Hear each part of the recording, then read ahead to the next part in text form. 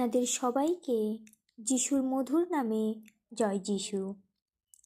আজ আমরা এই ভিডিওটির মাধ্যমে বাইবেলের আরেকটি উপমা কাহিনী বিস্তারিত জানব, যা আমাদের মনকে দৃঢ় করে ও আমাদের আত্মিক জীবনকে আরও এগিয়ে নিয়ে যায়। এবং এই ভিডিওটি এখন যারা দেখছেন তাদের জীবনে ও মনেও অনেকখানি প্রভাব ফেলবে। এই উপমা কাহিনীটি হলো অপব্যয়ী পুত্রের ও ক্ষমাশীল পিতার কাহিনী, যা আমরা লূক রচিত সুসমাচার 15 অধ্যায়ের 11 থেকে 32 পদে পাই। বন্ধুরা, আপনারা চাইলে আপনাদের বাইবেলের এই পদটিও পড়ে নিতে পারেন। কাহিনীটি প্রভু যিশু এইভাবে শুরু করেন। এরপর যিশু বললেন, একজন লোকের 2টি ছেলে ছিল। ছোট্ট ছেলেটি তার বাবাকে বলল, বাবা, সম্পত্তির যে অংশ আমার ভাগে পড়বে তা আমায় দিয়ে দাও। তখন বাবা 2জন ছেলের মধ্যে সম্পত্তি ভাগ করে দিলেন। কিছুদিন পর ছোট্ট ছেলে তার সমস্ত কিছু বিক্রি করে যা টাকা পয়সা পেয়েছিল তা নিয়ে দূর দেশে চলে গেল। সেখানে সে উচ্ছৃঙ্খল জীবনযাপন করে সমস্ত টাকা পয়সা উড়িয়ে দিল। তার সব টাকা পয়সা যখন খরচ হয়ে গেলে সে ভীষণ একা হয়ে পড়ল এবং সেই দেশে ভীষণ দুর্ভিক্ষ দেখা দিল, আর সেও অভাবে পড়ল। বন্ধুরা, এখানে ছোট্ট ছেলেটি যা টাকা পয়সা পেয়েছিল সে তার সঠিক ব্যবহার করেনি, বরং অসৎ বন্ধু বান্ধব তৈরি করে সে সেই টাকা পয়সা কাজে নষ্ট করে ফেলে। আর অসৎ বন্ধু বান্ধব ততক্ষণ আপনার জীবনে থাকবে বা সাহায্য করবে যতক্ষণ আপনার কাছে টাকা পয়সা থাকবে। বন্ধুরা, এই সময়ে দাঁড়িয়েও আমরা দেখতে পাই যাদের কাছে ধনসম্পত্তি থাকে তাদের বন্ধুদের সংখ্যাও কিন্তু বেশি, কিন্তু কোনো গরিব অসহায়দের কোনো বন্ধু থাকে না। তাদের কাছে এসে কেউ জিজ্ঞাসাও করে না সে কিভাবে রয়েছে বা কিভাবে তার দিন কাটছে। বাইবেল আমাদের বলে, প্রবচন গ্রন্থ 14 অধ্যায়ের 20 পদে, দরিদ্র মানুষ তার প্রতিবেশীরও উপেক্ষার পাত্র হয়, ধনী মানুষ কিন্তু বহু বন্ধু থাকে। এবং প্রবচন গ্রন্থেও 19 অধ্যায়ের 4 পদে আরও বলে, সম্পদের সঙ্গে সঙ্গে কত বন্ধু আসে, কিন্তু দিন দুর্বল মানুষ তো একমাত্র বন্ধুকেও হারায়। ঠিক একই ঘটনা ঘটেছিল এই অপব্যয়ী পুত্রের সাথে। যখন তার টাকা পয়সা ছিল তখন সব বন্ধুই তার পাশে ছিল ও তার কাছেও ছিল, তার সমস্ত কাজে তাকে সাহায্যও করেছিল। কিন্তু যখনই দুর্ভিক্ষ দেখা দিল তখনই সব বন্ধু তার কাছ থেকে সরে গেল, তাকে সাহায্যও করল না। প্রিয় বন্ধু, আপনার জীবনেও কি এমন কোনো ঘটনা ঘটেছে যে যখন আপনার ভালো সময় ছিল তখন সবাই আপনার পাশে ছিল, কিন্তু যখনই আপনার জীবনে খারাপ সময় এসেছে বা আপনি বিপদে পড়েছেন তখন কাউকেই পাশে পাননি? যদি এমন ঘটে থাকে তাহলে মনে রাখবেন, টাকা পয়সার মাধ্যমে যে সম্পর্ক আসে, টাকা পয়সা শেষ হয়ে গেলে তা আবার চলে যায়। তাই প্রিয় বন্ধুরা, কোনো মানুষের ওপর ভরসা রাখবেন না। আমাদের দয়ালু পিতা, যার সাথে আমাদের এই জগৎ সৃষ্টির আগে থেকেই সম্পর্ক আছে, তার ওপর ভরসা রাখুন। যার সাথে আমাদের কোনো টাকার সম্পর্ক নেই, বা যে সম্পর্ক কোনো টাকার লোভের কারণে বা কোনো কিছুর বিনিময়ে তৈরি হয়নি, তার উপর বিশ্বাস রাখুন। যিনি আমাদের কোনো কিছুর বিনিময় ছাড়াই আমাদের প্রেম করেন, তার উপর বিশ্বাস রাখুন। বাইবেল বলে, যখন সেই ছোট্ট ছেলেটির অসহায় সময়ে কেউ পাশে দাঁড়ায়নি, তখন তাকে গিয়ে চাকরের কাজ নিতে হলো সেখানকার একটি অধিবাসীর কাছে। 15 পদ থেকে 17 পদে এমন লেখা আছে, তাই সেই দেশের এক ব্যক্তির কাছে দিনমজুরির একটা কাজ চাইল। সেই ব্যক্তি তাকে তার শুয়োর চরাবার জন্য মাঠে পাঠিয়ে দিল। শুয়োর যে শুটি খায় তা খেয়ে সে তার পেট ভরাতে চাইত, কিন্তু কেউ তাকে তাও দিত না। শেষ পর্যন্ত একদিন তার চেতনা হলো, আর সে বলল, আমার বাবার কাছে কত মজুর পেট ভরে খেতে পায়, প্রয়োজনের বেশিও পায়, আর এখানে আমি খিদের জ্বালায় মরছি।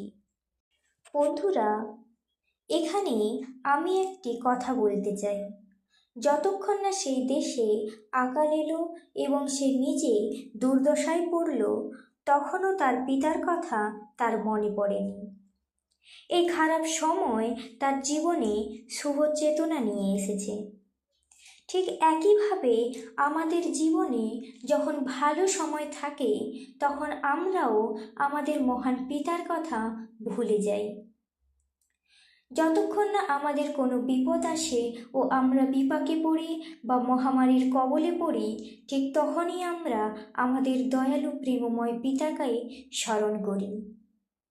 আজ আমাদের বহু খ্রিস্ট বিশ্বাসীদের জীবন একই রকম। এর আগে আমরা দেখতে পাই লূকরচিত সুসমাচার 15 অধ্যায়ের 18 পদ থেকে 19 পদে এমন লেখা আছে, সেই ছোট্ট ছেলেটি নিজের মনে মনে বলে উঠল, আমি আমার বাবার কাছে যাব। তাকে বলবো, বাবা, আমি ঈশ্বরের বিরুদ্ধে ও তোমার বিরুদ্ধে অন্যায় পাপ করেছি।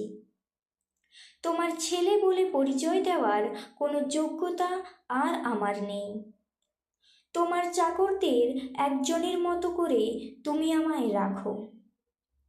বন্ধুরা, ছেলেটি জানতো তার পিতা প্রেমময় ও দয়ালু, সে নিশ্চয়ই তাকে ক্ষমা করবে।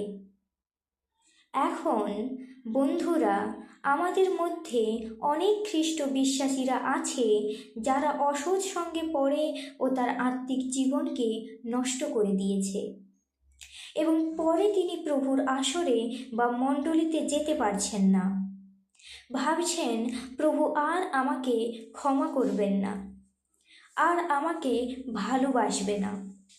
কিন্তু মনে রাখবেন, আমাদের পিতা মহান, দয়ালু ও প্রেমময়।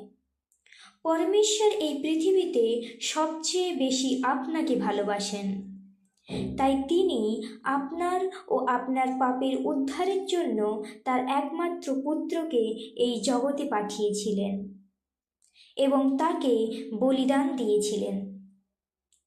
এই দৃষ্টান্তটিতে আমরা দেখতে পাই 20 পদে এমন বলা আছে, এরপর সে উঠে তার বাবার কাছে গেল। সে যখন বাড়ি থেকে বেশ কিছুটা দূরে আছে, এমন সময় তার বাবা তাকে দেখতে পেলেন। বাবার অন্তর দুঃখে ভরে গেল। বাবা দৌড়ে গিয়ে ছেলের গলা জড়িয়ে ধরে তাকে চুমু খেলেন। বন্ধুরা, এখানে একটি হৃদয়স্পর্শী ঘটনার সম্মুখীন আমরা হই। যেদিন থেকে তার ছেলে তাকে ছেড়ে চলে গিয়েছে, সেই দিন থেকেই সে তার আসার অপেক্ষায় পথ চেয়ে থাকতেন এই আশায় যে একদিন না একদিন তার ছেলে ভুল বুঝতে পারবে, ও চেতনা পাবে, আর সে আবার তার কাছে ফিরে আসবে। ঠিক একইভাবে আমাদের স্বর্গের পিতাও আমাদের ফিরে আসার অপেক্ষায় থাকেন সেই সব সন্তানদের জন্য যারা অন্ধকারের জগতে জীবনযাপন করছে, বিভিন্ন অন্যায় কাজ ও ব্যভিচারে লিপ্ত হয়ে রয়েছে। প্রভু যীশু ঠিক কথাই বোঝাতে চেয়েছেন। তাই গল্পটিতে আমরা দেখতে পাই 21 থেকে 24 অধ্যায় পদে এমন বলেছেন, ছেলে যখন তার বাবাকে বলল, বাবা, আমি ঈশ্বরের দৃষ্টিতে ও তোমার কাছে অন্যায় পাপ করেছি, তোমার ছেলে বলে পরিচয় দেওয়ার যোগ্যতা আমার নেই। কিন্তু তার বাবা চাকরদের ডেকে বলল, তাড়াতাড়ি করো, সব থেকে ভালো জামাটি নিয়ে এসে একে পরিয়ে দাও, এর হাতে একটি আংটি ও পায়ে জুতো পরিয়ে দাও, হৃষ্টপুষ্ট একটা বাছুর নিয়ে এসে সেটা কাটো, আর এসো আমরা সবাই মিলে খাওয়া দাওয়া করি ও আনন্দ করি, কারণ আমার এই ছেলেটা মারা গিয়েছিল আর এখন সে জীবন ফিরে পেয়েছে। সে হারিয়ে গিয়েছিল, এখন তাকে খুঁজে পাওয়া গেছে। এই বলে তারা সকলে আনন্দ করতে লাগলো। প্রিয় বিশ্বাসীরা, প্রভু যীশু আমাদের এই কাহিনীর মধ্যে দিয়ে বুঝিয়ে দিয়েছেন পরমেশ্বর পিতার করুণা ও প্রেম পাপীদের জন্য কতটা অপার। লূক রচিত সুসমাচার 15 অধ্যায়ের 10 পদে এমন বলা আছে, যখন একজন পাপী মন ফেরায় তখন স্বর্গদূতদের মধ্যে আনন্দের সাড়া পড়ে যায়। হ্যাঁ বন্ধুরা, যখন কোনো পাপী তার পাপের জন্য অনুতাপ করে ও প্রভু যীশুকে স্বীকার করে স্বর্গীয় পিতার কাছে ফিরে আসে, তখন স্বর্গে আনন্দ মেতে ওঠে। কারণ পরম পিতা কখনোই এমন ইচ্ছা ছিল না যে কেউ বিনষ্ট হয়। তাই তিনি সময় দেন যাতে পাপী মন ফিরিয়ে অনন্ত জীবন লাভ করে আর কখনোই অন্ধকারের জগতে ফিরে না যায়। ঠিক যেমনটা আমরা এই দৃষ্টান্তটিতে দেখতে পাই। কিন্তু এই দৃষ্টান্তটিতে এমন একজনকে দেখতে পাই যে সে কখনোই এই সমস্ত ঘটনায় খুশি হতে পারেনি। সে হলো তার বড় ছেলে।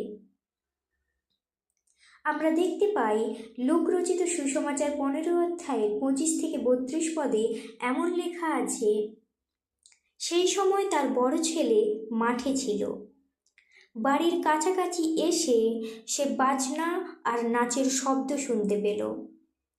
তখন সে একজন চাকরকে ডেকে জিজ্ঞাসা করল, কি ব্যাপার, এসব কি হচ্ছে? চাকরটি বলল, আপনার ভাই যে ফিরে এসেছে, আর সে সুস্থ শরীরে নিরাপদে ফিরে এসেছে বলে আপনার বাবা হৃষ্টপুষ্ট বাছুর কেটে ভোজের আয়োজন করেছেন। এই কথাটি শুনে বড় ছেলে খুব রেগে গেল এবং সে বাড়ির ভেতরে যেতে চাইল না। তখন তার বাবা বেরিয়ে এসে তাকে সান্ত্বনা দিলেন। কিন্তু সে তার বাবাকে বলল, দেখো, এত বছর ধরে আমি তোমার সেবা করেছি, কখনো তোমার কথার অবাধ্য হইনি। তবু আমার বন্ধুদের সঙ্গে একটু আমোদ করার জন্য তুমি আমায় কখনো একটা ছাগলও দাওনি। কিন্তু তোমার এই ছেলে যে বেশ্যাদের পেছনে তোমার টাকা উড়িয়ে দিয়েছে, সে যখন এলো তখন তুমি তার জন্য হৃষ্টপুষ্ট বাছুর কাটলে। তার বাবা তাকে বললেন, বাছা, তুমি তো সব সময় আমার সঙ্গে সঙ্গে আছো, আর আমার যা কিছু আছে সবই তো তোমার। কিন্তু আমাদের আনন্দিত হয়ে উৎসব করা উচিত, কারণ তোমার ভাই মরে গিয়েছিল আর এখন সে জীবন ফিরে পেয়েছে। সে হারিয়ে গিয়েছিল, এখন তাকে খুঁজে পাওয়া গেছে। বন্ধুরা, আমরা এই কাহিনীটিতে বুঝতে পারি যে বড় ভাইটি কখনো তার ছোট ভাইকে খুঁজতে যায়নি। সে হয়তো দেখত রোজই তার পিতা ব্যাকুল হৃদয় নিয়ে তার ভাইয়ের আসার পথ চেয়ে রয়েছেন। এই ব্যাকুল হৃদয় দেখেও বড় ভাইটি কোনো দিন তার ছোট ভাইকে খোঁজার চেষ্টাও করেনি।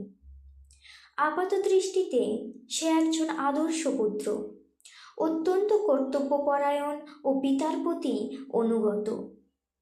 কিন্তু তার মধ্যে এমন একটি দোষ রয়েছে যে সেই দোষটি তার এই সব গুণকে নষ্ট করে দেয়। দুর্বল ভাইয়ের প্রতি তার কোনো দয়া, প্রেম ও সহানুভূতি ছিল না। যে ভাই অনুতপ্ত হয়ে পাপ স্বীকার করে পিতার কাছে ফিরে আসতে চেয়েছেন, সে কিনা তাকে গ্রহণ করতে রাজি নয়। আজও আমরা অনেকে আছি যারা হারিয়ে গেছে, অর্থাৎ পথভ্রষ্ট হয়ে বিভিন্ন পাপ কাজ, অন্যায় কাজ ও ব্যভিচারে লিপ্ত তাদের পিতার কাছে নিয়ে আসার বদলে তাদের আমরা ঘৃণা করি। আমরা যদি সত্যিই স্বর্গীয় পিতাকে ভালোবাসি, তাহলে আমরা তাদেরও ভালোবাসব যাদের জন্য আমাদের পিতা পথ চেয়ে আছেন। আমরাও তাদের কাছে ঈশ্বরের বাণী শুনিয়ে বোঝাবো যে তারাও ঈশ্বরের স্নেহের সন্তান।